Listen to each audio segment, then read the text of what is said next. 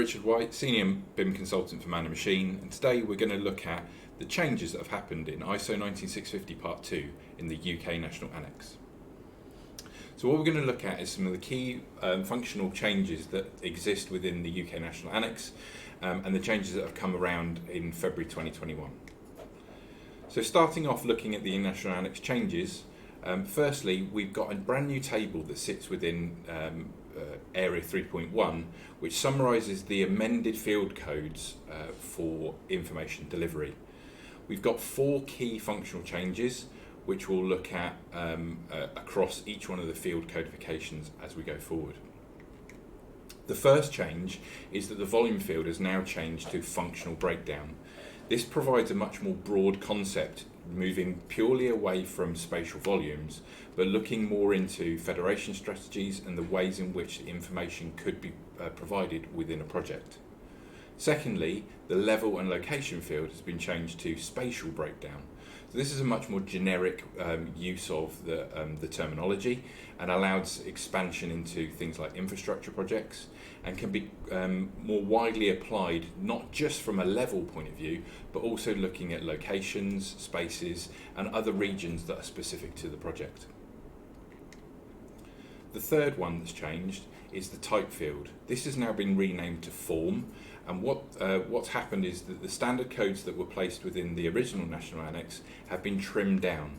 So where we had previously 2-digit codes, we now have a much shorter list of single character codes which denote a much more broad form of application for our information types. This is now broadly aligned to BS ISO 29845, which again ties up with a lot of the other codification systems that are used across various different types of information. As you can see on screen, we've got a table here now which is a much shorter list than we had previously. The last of the 4 codes that have changed is the role field. This has now become discipline. And whereas before this was focused very much on the individuals that were delivering a project or a piece of information, this is now more focused around the group that is the group or the discipline that is delivering that piece of information. So previously we had the role A was denoted to be an architect's piece of information. It is now relating to the discipline itself as architecture, and likewise project manager has now changed to project management.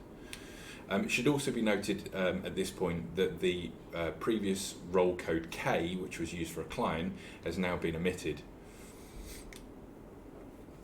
Within the status code area, we've had a couple of changes. We've had an omission of the CR code within this table. This was previously used for construction record, but actually was a duplication of some of the published contractual codes under the A and B coding system.